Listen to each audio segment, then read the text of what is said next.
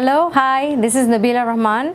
I am representing United News of Bangladesh, and today we are featuring our Light and Lens episode, and we have a very special guest, Mr. Dan Shefet. Welcome to Light and Lens. Pleased to be here. He is founder and president of Accountability and Internet Democracy, which he founded in 2014, and the main objective of this foundation was to introduce a general principle of accountability on the internet in order to secure the protection of human integrity. So, well put. Yes, thank you for being here. Mr. Shefet is a French lawyer. He's born in Denmark, and in August 2013, he's very famous for a lawsuit that he won against Google. So he was seeking to delink materials that was used against his company. And it was a defamation campaign by an unknown individual against his law firm, and the French court granted Mr. Shefet's request under the right to be forgotten and ordered Google to basically take down the links that were used against him and his company. And he's won, and I actually, before the interview, wanted to look him up, and I did my Google search, and all I could find was this case. I couldn't find him in Google about his experience, about his schooling, about his passion. So he's done a wonderful job in delinking him against the whole search engine. So thank you for being here. Thank you for honoring us with your presence. So tell us, today we are going to be talking about obviously a very important initiative, fake news and hate crime. And he is a passionate lawyer, activist. He's been working relentlessly for this very important initiative that we think it's growing and growing, especially in this age of social media, mass communication, where everybody can create content, everybody can post, engage, link, etc.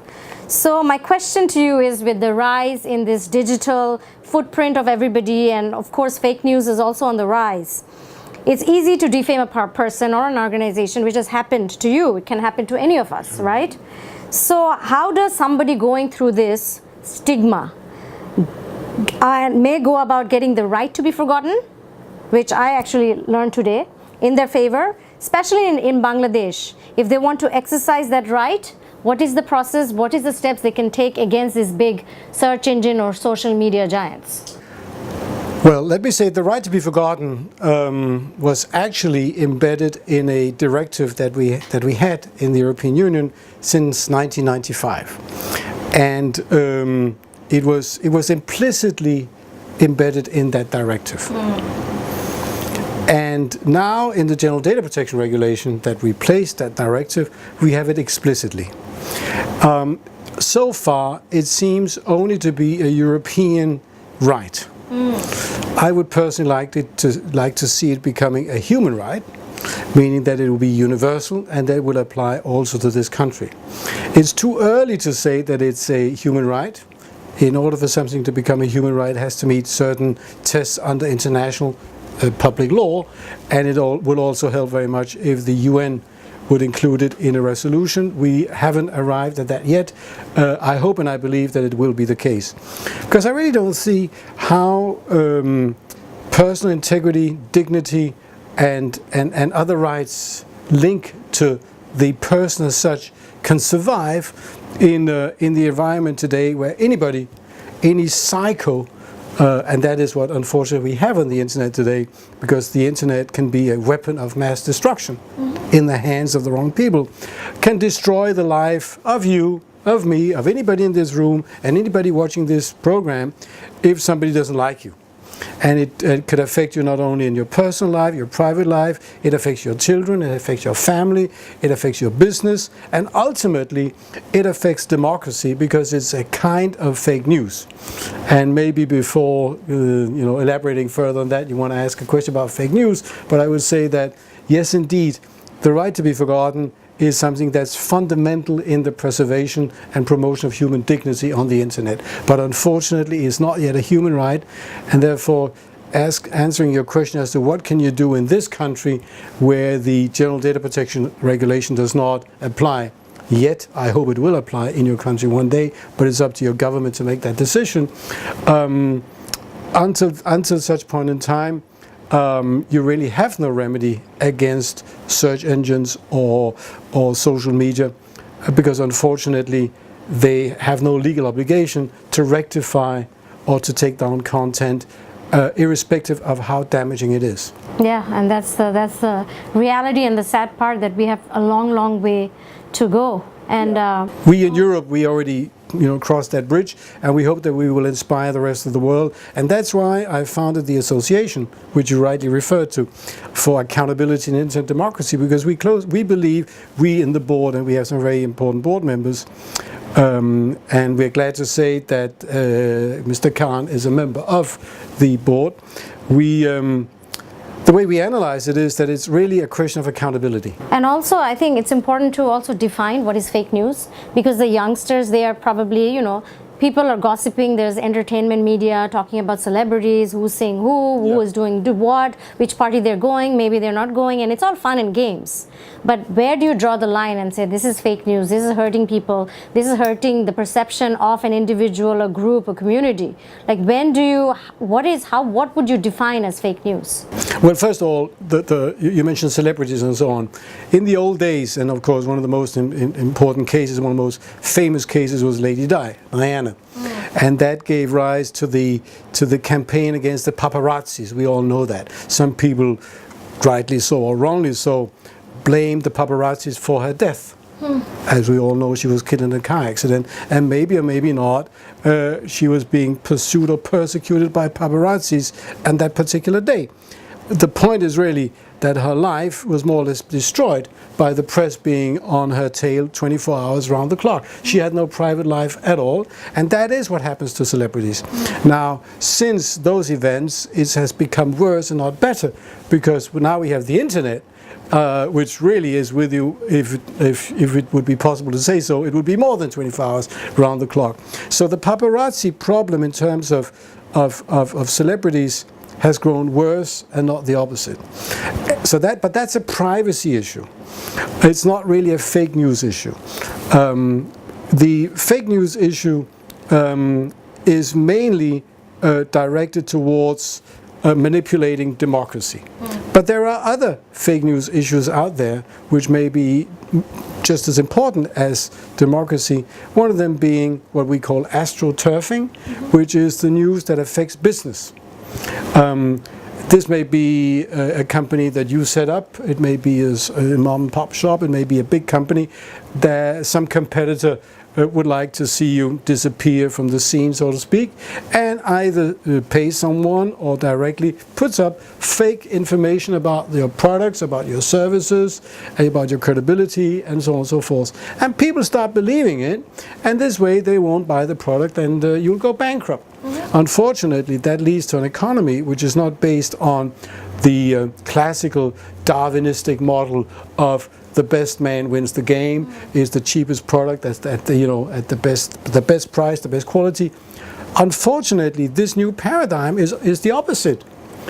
The guy who is the best at defaming you wins the battle, in spite of the fact that he doesn't have the best product and is not the cheapest product. So ultimately, that hurts the consumer. So fake news is something that really doesn't only affect democracy, it also affects business, and it also affects, as I mentioned before, human integrity and dignity. And of course, in terms of celebrities, you add on top of that the fact that they have no privacy. So yes, indeed, it is a major problem, but we should all remember that when we talk about fake news today, everybody thinks about, rightly or wrongly so, the Brexit campaign and Donald Trump and so on and so forth. That's what everybody thinks about. Yeah. But it's really much worse than that, as I've just demonstrated. It's much worse than that. It also affects business and human integrity.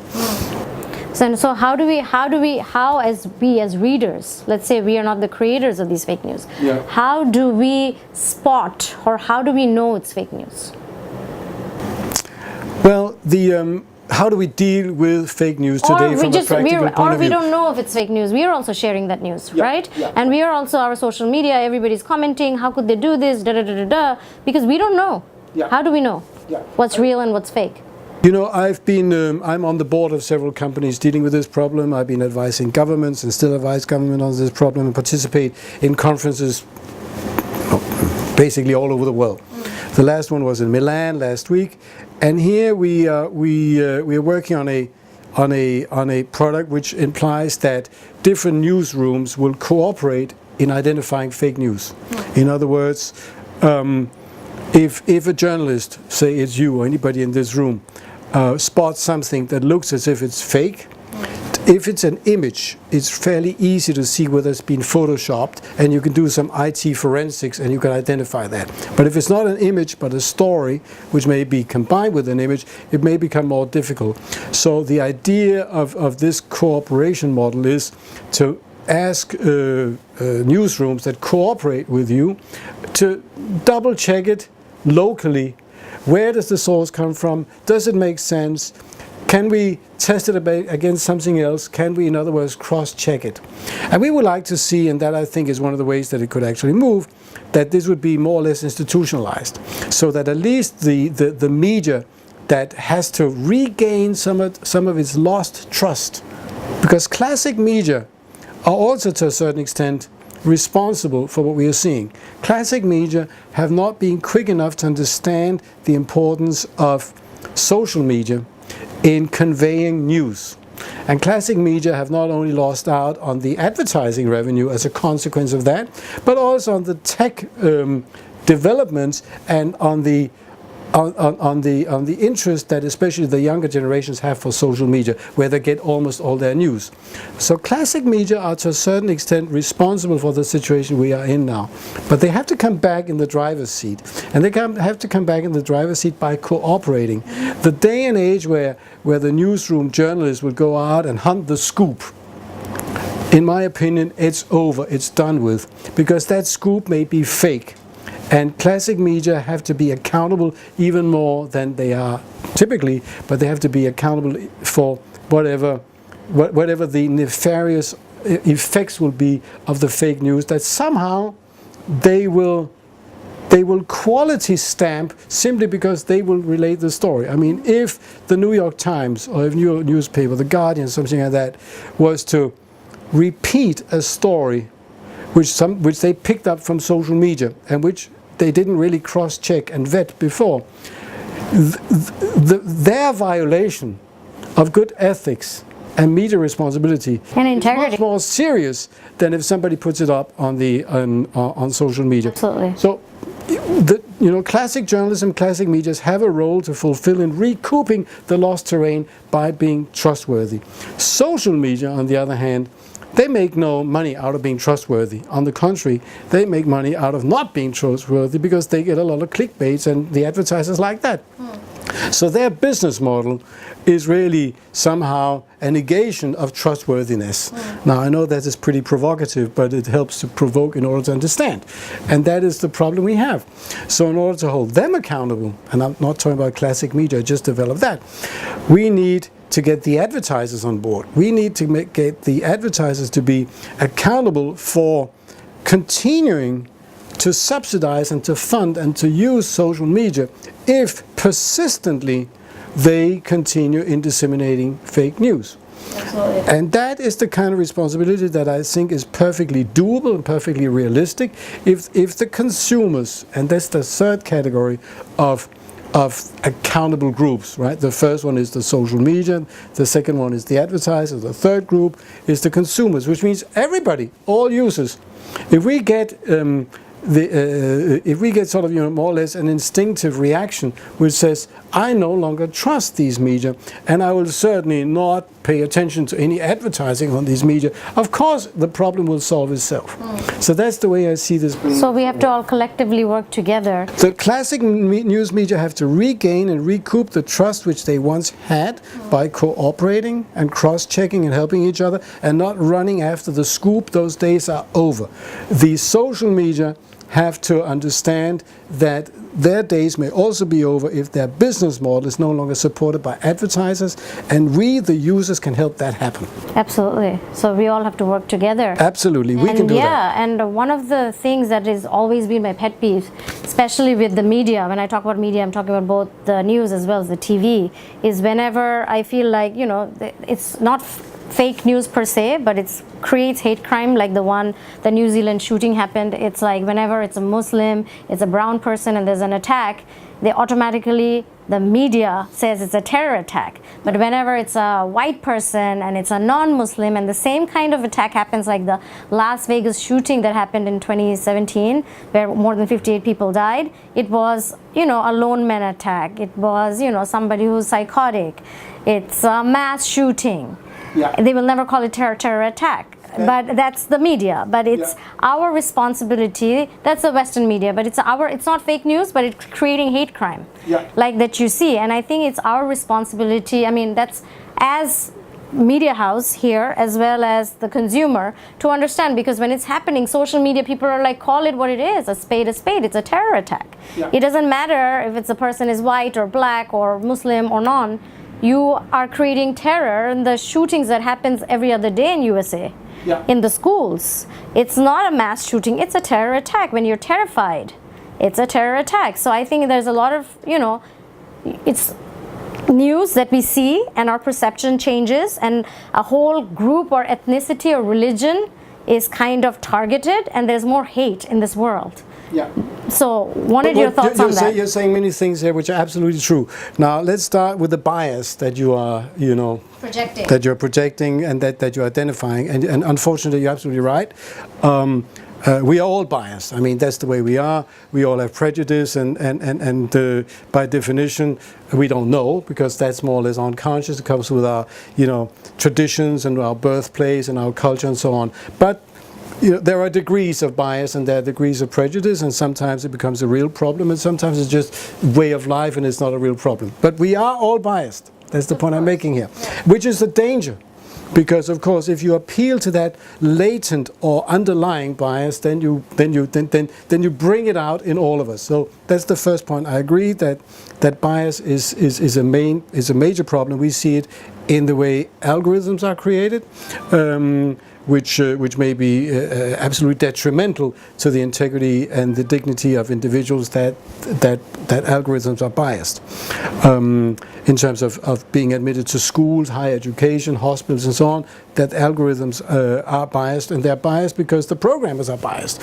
And they don't realize it because they come from a tradition where that bias is sort of, it's part of their DNA, and they don't know. That's very dangerous. But of course, when that bias then spills into the social media and gets magnified by the reach of social media, we have a real problem with that bias that has always existed. And when you talk about terrorism, fortunately, there is a definition of terrorism. Unfortunately, it is not a universally accepted definition, but there is a definition in the so-called Warsaw Treaty from 2005, which is the Council of Europe Treaty, which defines the terrorist act and which criminalizes 3 different terrorist acts. So that would be apology for terrorism, it would be recruitment for terrorism, and would be instruction for terrorism. Those are 3 terrorist criminalized acts in that treaty, which the member countries of the Council of Europe have then transposed international law. The UN has worked on a definition of terrorism. They haven't arrived at a universally accepted definition, simply because of the disagreement as to decolonization and to the struggle for national sovereignty and independence. In the eyes of some people, those constitute terrorist acts. In the eyes of other people, those constitute freedom fighters. So it will most probably, unfortunately, be impossible to reach a universally UN-based definition, but we have the regional definition of the Council of Europe. So when somebody chooses to qualify a given act as either terrorist or not terrorist, it is unfortunately not, from a legal point of view, something that we can do too much about, because we don't have a universal definition. Of course, the bias that I mentioned before has a very strong tendency to say that that if it's white supremacy, it's not terrorism, and if it's something that involves Islam, it is terrorism. That's the bias, and I agree that we have that. And actually, I know some people that are studying very closely on a statistical basis the different shootings that we had. We had Sandhook, we had Park, and we had Las Vegas, and so on. Why are they not? Why do they not constitute terrorist acts? I totally agree, but it's deeper than social media. It is the quest for a universal definition, and I think we'll never get it. I hope we do one day. Well, you know, history has always shown that those that are freedom fighters for one are terrorists for others. I was in South Africa some month ago and went to Robben Island, where Nelson Mandela, he was in prison for 18 years. And now he's a hero, but I tell you, he was not a hero in South Africa back when he was in prison. The same person, just with a couple of years or 18 years difference. So I don't think we will ever solve that problem. But of course, when it comes to social media, we need to make them accountable for the unintended consequences of the way they qualify acts. Now, of course, the problem is that it is the author of the content that qualifies the act. It is the author who says it's a terrorist act. Absolutely. It is you when you put a post on Facebook. It is not Facebook, because Facebook, they very seldom put up posts themselves. So here we need to develop a swift response on the basis of social media. And that is the true problem. The true problem is the virality that is associated with social media. And the speed. It's really two things, virality and speed. Once it gets out there, once some psycho puts it out there, it lives its own life. Of course. And bots will make sure that it becomes viral. So I'm seriously considering whether we should not drive for the prohibition of bots in social media. What? Meaning that somebody has automatically to sit down and ensure that something is viral. Now that's hard work, right? Because if you don't have a bot that does it, you have to sit down, maybe 10 of you, maybe even 100 of you, and send it out each and every time. That will help a lot. Simply prohibiting the use of bots. And the other thing that will help a lot in terms of virality is lifting anonymity. Mm-hmm. So if somebody chooses to qualify the attack in Christchurch as terrorist or not terrorist, he can do whatever he wants. As I just said, there is no international definition, but he will be responsible for that qualification. Because there's no international definition, it's we who could define it, but of course the media, because we are always sharing what the news agency has said, So look what this has happened, a terror attack has happened or not. So a lot of the time, and then we can say, oh, it was a terror attack, not a mass shooting. We're hashtagging it. So those are the things that is already happening, and we're talking in social media. But I'm talking about the regular, the traditional media and how they report, especially the Western media, but it's also our responsibility, being in the East, to take that news and create our own, because we can create our own definition, since there is no standardized definition and nobody is going to be sued, right? And it'll always be like that, because as I just mentioned, freedom fighter and terrorist is the same person. So, but when it comes to the traditional media and the qualification and the analysis of the way it's portrayed and presented by traditional media are accountable. We know who you are, and you have editorial responsibility. You can lose your license if you have a license. You can be fined. You may go to prison, and so on and so forth. And that's the way it should be, because you should be accountable for the harm that you may be doing. The problem with social media is that the author is not, and therefore we have to make someone else accountable, because the social media are viral and they are swift. The problem is bigger than with classic media. And in order to arrive at that, we may seriously have to consider two things. One, prohibit the use of bots. Two, lift anonymity. And that, of course, that will help. Because as soon as you know who you are, you're sitting somewhere in some country and you decide to, whatever is your version. Okay, it's your right to do so, but then you assume the consequences. But if you don't, because nobody knows who you are, that's a problem. So now we arrive at one of the most difficult things, if we really want to get to the bottom of this and do something about hate speech, incitement, and fake news. If we really want to do it, we may probably have to lift anonymity. And that means that we will have to impose upon social media, when you open an account, that you need to produce passport, other identifying documents. So it's not a fake account, yeah. And that is going to be very hard. That's going to be very hard because, of course, the theory is that the beauty of social media and the beauty of the internet is this anonymity. And typically what you will hear is that the Arab Spring, and you will hear other stories about how that anonymity allowed certain social progress. That's the story you will hear, which may or may not be true. But we have to ask ourselves, if the harm that anonymity does not outweigh the good that it does. I don't know that, but I just know that if we want to stop this, we have seriously to look into anonymity. And what is the responsibility of social media if they don't verify the identity, and if they don't have a way of doing it when law enforcement calls upon them to do it, right? Because otherwise, why report it if law enforcement will never find out who the author is? And that brings us to the last question, which is, what if the author is in a different country, which he always is? Yeah, then he always legal. Is. And if in that country they will not help you in Bangladesh or wherever you are, the police and the law enforcement in that other country will not help you, either because they share his convictions, or simply because, for various reasons, they may be maybe it's a corrupt country.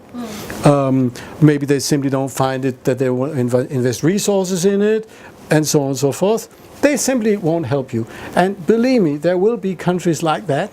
Of course. And it will be known by the perpetrators of such crimes where those countries are. And they will go and they'll make sure that they'll be covered in those countries. And remember one thing. In 2008, when we had the financial crisis that led to a meltdown of the systemic meltdown, right? We had, Lehman Brothers and the rest of it, right? We had the G8 and the G20 meetings that decided on something that we thought would be impossible, that we, the civilized world, had been fighting for decades, which was to lift bank secrecy, right? We wanted bank secrecy to be lifted in Switzerland and in other countries. And the way we did that, we, the international community, was to establish a grey list or blacklist of countries that did not cooperate, right? Non-cooperative countries. And we, again, the US and the other G19 members, which are not just European, right? China, Canada, decided sanctions against countries that would not cooperate in money laundering and in tax evasion and everything that led to the financial meltdown from which we are still suffering. The taxpayers are still suffering because we saved the banks, which was necessary to save, and you know the rest of the story. I'm just asking myself whether we don't need a new G20 summit dealing with non-cooperative countries on the internet. Countries that will shield and protect criminals on the internet that are inciting people to commit genocide and actually protecting them, because without their protection it wouldn't happen. Yeah, maybe it's a food for thought. And the only person I can think about who can. So we have already run out of time, and we just wanted to say that since we all are content creators in this social media digital way of life, and every post that we create, we can reach masses in epic proportion. And as global citizens, we're all global citizens, we need to be more mindful on the kind of news we find, we share, we post, we comment, we like, we engage, and understand the gravitas of spreading fake news that may lead to change in perception of a whole race or gender or religion. And as readers, both as readers and content creators, we need to take responsibility, ownership, and accountability for spreading fake news by distorting the image of a whole nation, maybe. Well said. Well put. Yeah, thank you. So, Mr. Shefet, thank you so much for your time in this very important and timely session, Enlightened Lens, about regarding fake news and hate crimes. And you've given us a lot of good ideas that I think not only Bangladesh, the entire world can learn and hopefully implement. And I hope you will visit Bangladesh again. It's been a great pleasure. Also been a great pleasure being on this show, and indeed we have work to do. Absolutely. But you know, to finish off on a more positive note, I feel that we are moving in the right direction. Mm-hmm. Certain events, Cambridge Analytica, you mentioned it before, it's not the only one. The Ringas and so on. We could keep mentioning events have led to a growing awareness of the problem. Also within certain social media, we've seen the latest positions from Facebook. They do start to understand their obligations, their duties, given the power that they wield. Absolutely. And with such power comes duties. Yeah, with great power comes great responsibility. Absolutely. And so I hope you spread your knowledge, your light, and your wisdom to all the world, especially in this very important juncture. So wishing you all the best and success in this very important journey. Thank you so much. It's been a pleasure. Thank you.